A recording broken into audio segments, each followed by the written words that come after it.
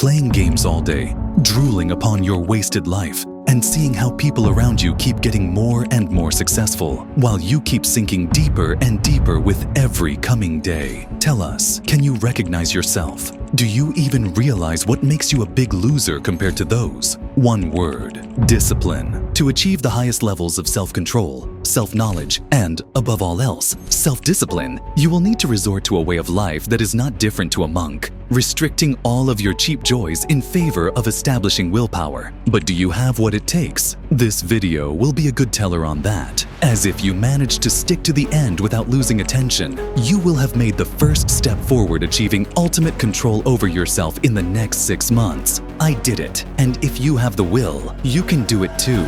Here is the basic plan of what you'll need to do. 1. Cut off unnecessary habits and contacts. 2. Make yourself uncomfortable. 3. Change your diet. 4. Increase physical activity. 5. Work on your education and intellect. 6. Start meditating. 7. Start journaling. 8. Sleep well. So, let's first start with cutting off all of your unnecessary habits, and believe me, you're full of them. First of all, quit gaming. Believe me, I was a gaming addict for a long time, as I practically grew up with Keystone D, CS, and other games. And, to me, quitting seemed impossible. But the truth is, it had to be done, as it has brought nothing but time waste into my life. And chances are, it did so to yours too. You've probably been madder than anything while gaming due to your constant losses, which certainly isn't good. Free time activities should make you feel better, not feel worse. That's why you need to drop it. And trust me, it will be easy. By not gaming for a week or so, you will have already dropped the habit of turning on your PC just so you can play a match or two, which then extends into a whole night of gaming. Just a week of detox, and you'll already feel nauseated the next time you sit and play a game.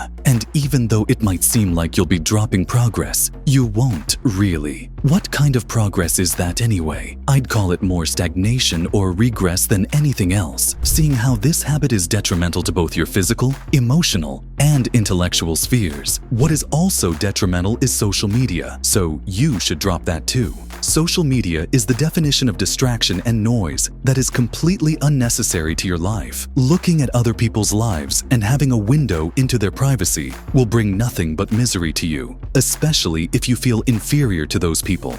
Both of these kinds of habit cutting will help with the second point, which is making yourself uncomfortable. You will have to do this, as you will have to put yourself in a position that you despise to learn to be indifferent to it. The perfect example of this is cold showers. Do you think anybody unironically likes to shower with ice-cold water? Of course not. But that's the whole point. It isn't comfortable, but the feeling of being relentless is what makes it so incredibly rewarding.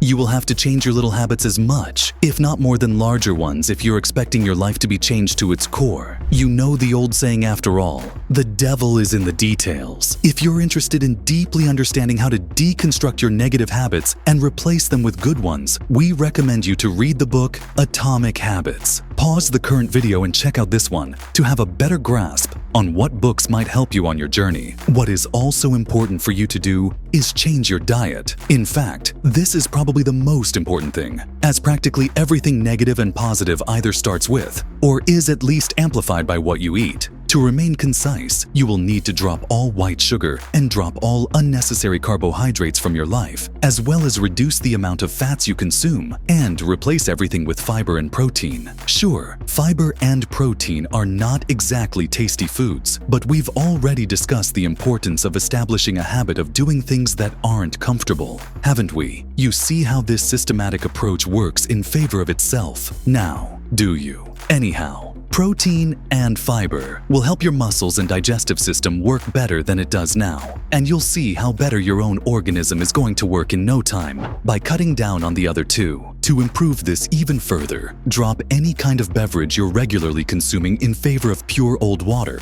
and shift between sparkling mineral water and regular flat water for maximum results. We would also suggest you start intermittent fasting and do not eat until you feel absolutely positively hungry. This will kick in your natural animalistic instinct for hunting and collecting food, which will then drive you to start doing physical activity. A well-balanced diet is only half of what makes your physical part of this monk journey complete. To balance it out, you will need to introduce some kind of physical activity. This doesn't mean that you'll need to hit the weights all day and all night. It wouldn't do you any harm, don't get us wrong, but this is best done progressively. We recommend you first start walking a lot, some 10,000 steps a day at least. This will have a great deal of benefit to your body, sure, but it will also allow you to clear your head while allowing your hormones and your organism to function much more cleanly and naturally. Plus, the added benefit of a combined physical drive and lack of overeating will help you get in shape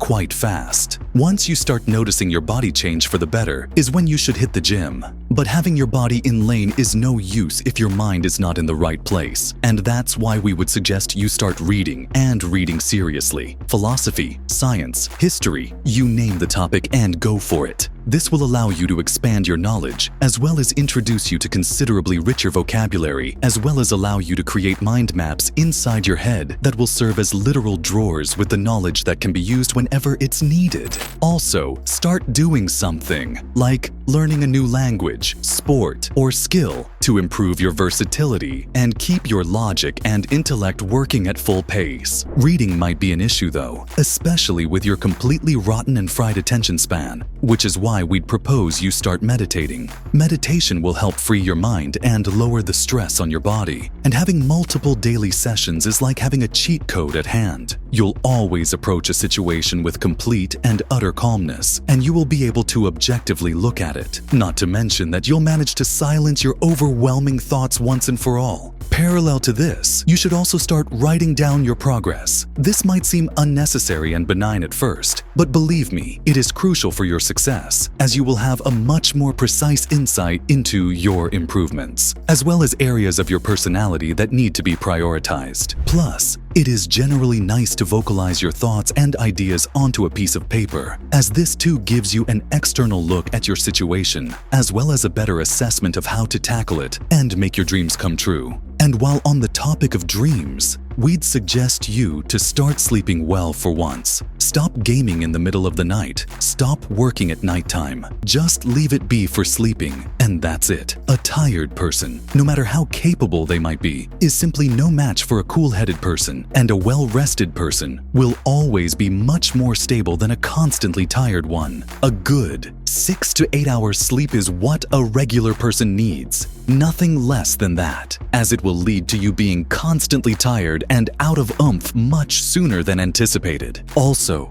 don't oversleep, as despite seeming logical, with you getting more rest, the truth is you'll be just as tired, if not more so once you get on your feet. Now, should you do all of this at once? No, you shouldn't, as overwhelming yourself might be too much for a regular person, and there is no shame in that. We've all felt overwhelmed when trying to overachieve, which is why we would suggest you start slow. You could start writing down your progress and reading more than usual, both of which are by far the easiest things to do, if you have a normal attention span, that is. This is why we'd recommend that you find a sphere you're the most comfortable with and start with it, and then, with time, start making it more and more rigorous, while also introducing the other spheres we've mentioned today. Take it from a person who was just as lost as you are. If you grow a spine for the next 6 months and will become the very person you once longed to be, and that is no small feat. And remember, no quitting allowed. Otherwise, you can kiss your progress goodbye.